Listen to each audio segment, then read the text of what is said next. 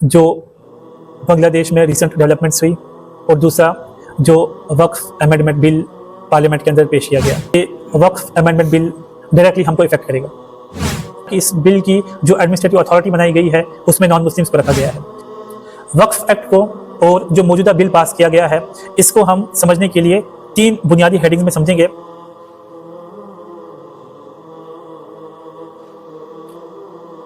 सबसे पहले तो जो हफ्ता गुजर गया इसमें कम से कम 2 इम्पॉर्टेंट ग्लोबल इश्यूज उम्मा के सामने आए। पहला जो बांग्लादेश में रिसेंट डेवलपमेंट्स हुई और दूसरा जो वक्फ अमेंडमेंट बिल पार्लियामेंट के अंदर पेश किया गया। दोनों जो वाक़यात हैं बहुत इम्पॉर्टेंट हैं उम्मत मुस्लिमा की निस्बत से। वो इसलिए कि जो वक्फ अमेंडमेंट बिल है इसके असरात उम्मत मुस्लिमा के कम से कम 10 से 11% अफराद पर पड़ेंगे और जो बांग्लादेश के अंदर डेवलपमेंट्स हुई वो कम से कम 9% उम्मत को उसके असरात देखने होंगे। हम वक्फ अमेंडमेंट बिल के बारे में थोड़ी सी बात करेंगे 2 अहम वजूहात की निस्बत से। सबसे पहला तो ये कि वक्फ अमेंडमेंट बिल डायरेक्टली हमको इफेक्ट करेगा और दूसरा कि क्योंकि इंडिया के अंदर मुसलमानों की पॉपुलेशन कंपैरेटिवली ज़्यादा है तो ये बिल उम्मत के ज़्यादा बड़े फ्रैक्शन को इफेक्ट करेगा।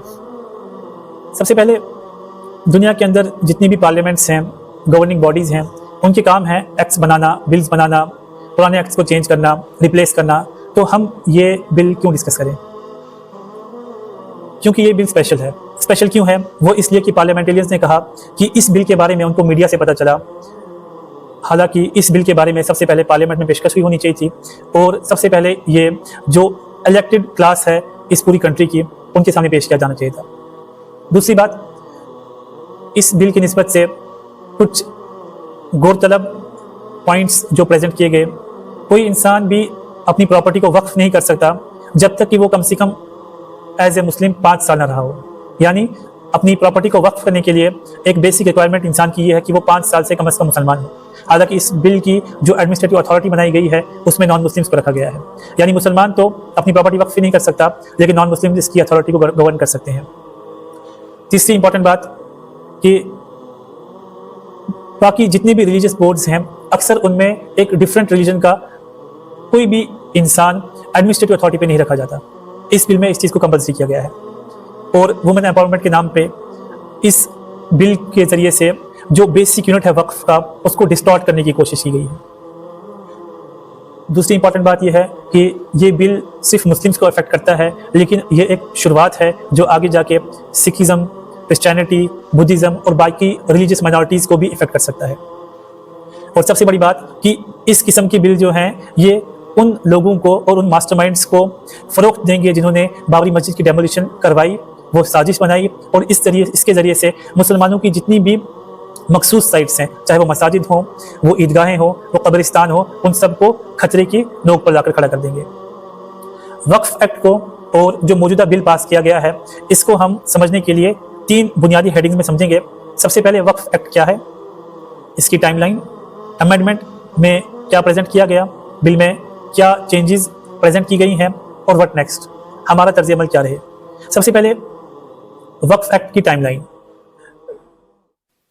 अल्लाह सुब्हानहू व तआला ने कुरान पाक में इस बात की तरगीब दी है कि इंसान अल्लाह का कुर्ब हासिल करने के लिए अपनी प्रॉपर्टी में से अपनी कुछ जो उसको पसंदीदा चीज़ हो उसको अल्लाह के बंदों की खिदमत के लिए वक्फ कर दे।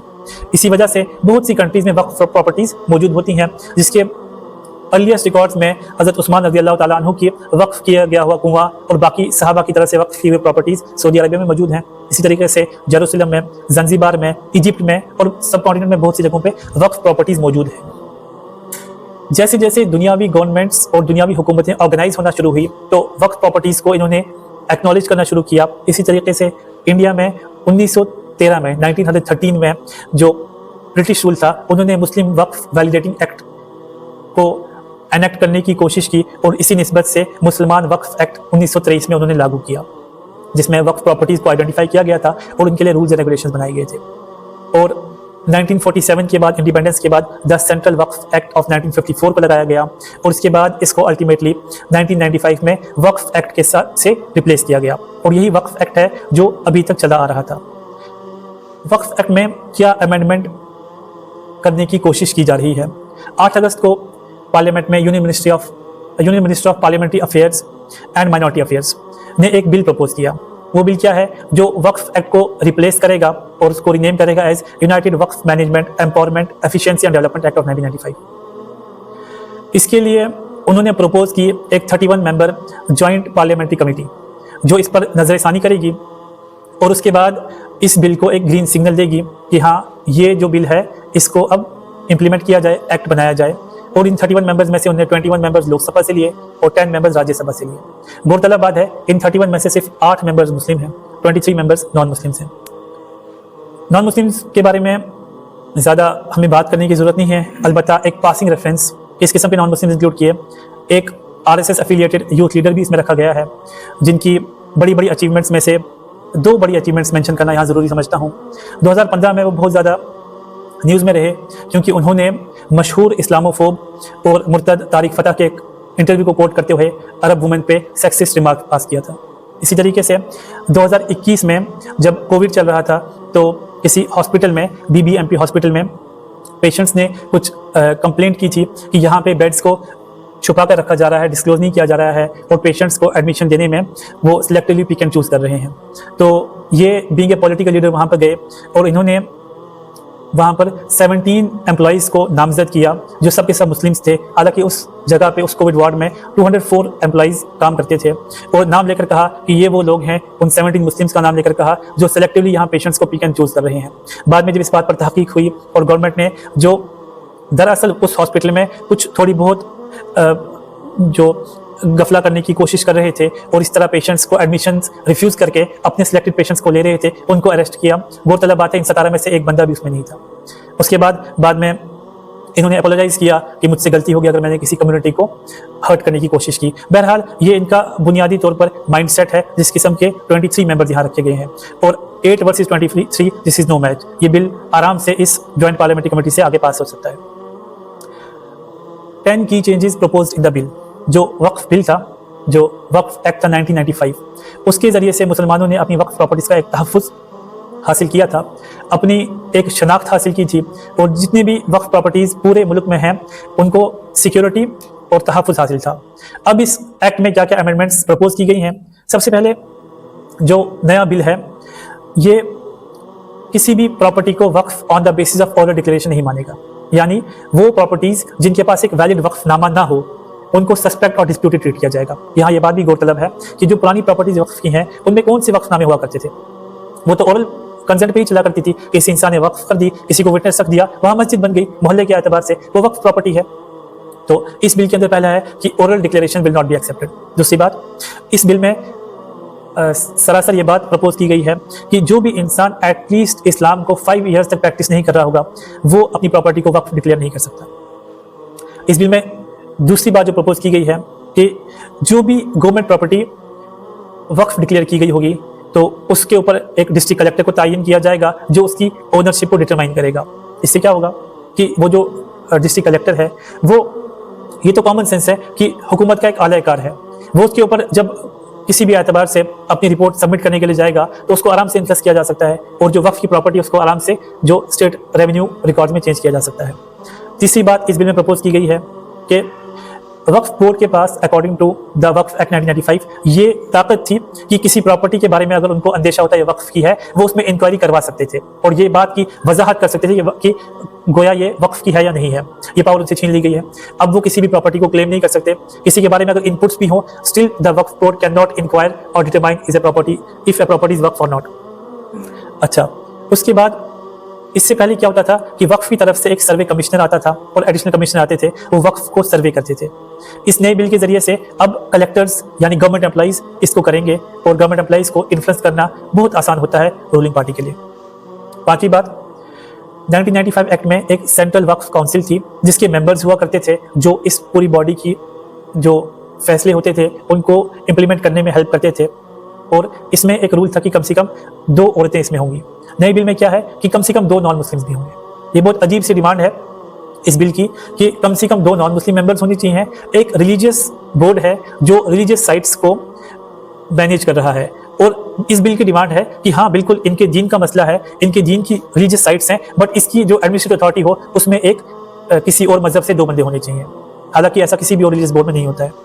छठी बात इस बिल में क्या है कि पहले अकॉर्डिंग टू वक्फ एक्ट क्या हुआ करता था कि जो मेंबर्स होते थे इस बोर्ड के, वक्फ बोर्ड के, वो एमपीज होते थे, एमएलएज होते थे, एमएलसीज होते थे या बार काउंसिल होते थे, जो स्टेट वक्फ की तरफ नॉमिनेट करती थी। नई बिल में क्या है कि स्टेट जो है वो इनको नॉमिनेट करेगी बोर्ड की तरफ, और इस बात में कोई कंपल्शन नहीं रखी जाएगी कि वो मुस्लिम्स हो या नॉन मुस्लिम्स हो।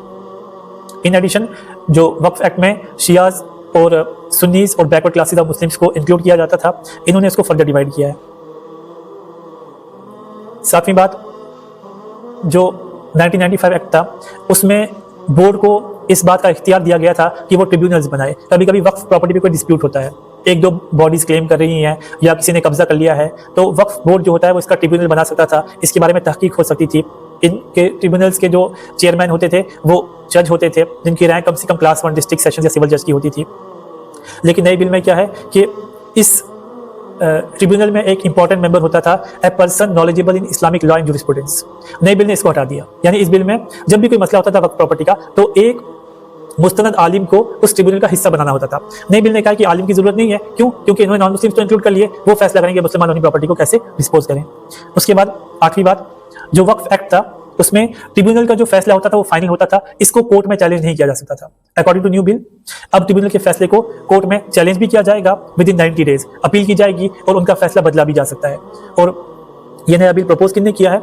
जो union minister of parliamentary and minority affairs हैं, खुद उनकी 2022 में ये स्टेटमेंट आई थी। उन्होंने कहा था कि जो अपॉइंटमेंट्स है जुडिशरी की, they are done on personal associations rather than merit. आज वही शख्स उठ के ये बोल रहा है कि इस ट्रिब्यूनल के फैसले को जजेस के सामने लेकर जाएगा। वही बंदा ये कहता था कि सम रिटायर्ड जजेस are part of anti India gang, और वही बंदा एडवोकेट कर रहा है कि इस ट्रिब्यूनल के फैसले को जजेस के पास लेकर जाया जाएगा और उसको बोला जाएगा कि ये सही है नहीं। 9वां बड़ा पॉइंट इस बिल में क्या है, नए बिल में सेंट्रल गवर्नमेंट को इख्तियार दिया गया है कि वो रूल्स बनाए regarding registration, publication of account of Waqf या फिर वक्फ की प्रोसीडिंग्स के रिगार्डिंग। इसी तरीके से जो नया बिल है, it will empower the central government to audit the Waqf. इससे पहले वक्फ को ऑडिट करने के लिए वक्फ की तरफ से बॉडी होती थी, अब सेंट्रल गवर्नमेंट ऑडिट कर सकती है। और 10वां पॉइंट क्या है कि इस बिल में यह प्रपोज किया गया है जिस तरह शिया और सुन्नियों का अलग वक्फ बोर्ड हो सकता है, इसी तरीके से आगा खानी और बोहरा सेक्ट का भी अलग वक्फ बोर्ड बनाओ, यानी और ज़्यादा डिवाइड करो। जितना ज़्यादा मुस्लिम्स को आप डिवाइड कर सकते हो उतना अच्छा रहेगा। तो ये कुछ बुनियादी चेंजेस थी जो इस बिल में प्रपोज की गई हैं। What next? अब मुसलमान इस हाल में क्या करें?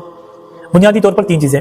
सबसे पहले beware of the facts, read your religion, अपने दीन को पढ़ें। अल्लाह ताला ने कुरान पाक की वही जब स्टार्ट की तो एक तरह से की, पढ़ो, अपने मजहब को पढ़ो, अपने दीन को पढ़ो, अल्लाह के कुरान को पढ़ो।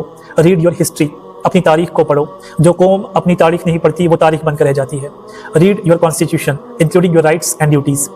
हमको एक कॉन्फिडेंट सिटीजन बनना है, एक वीक मॉर्टल स्लेव नहीं बनना जो दूसरों की मर्जी पे रहता है। हमको कॉन्फिडेंट सिटीजन बनना है जिसको कॉन्स्टिट्यूशन का इल्म है, अपने राइट्स और ड्यूटीज़ का इल्म है, जो अपने राइट्स को डिफेंड करना जानता है।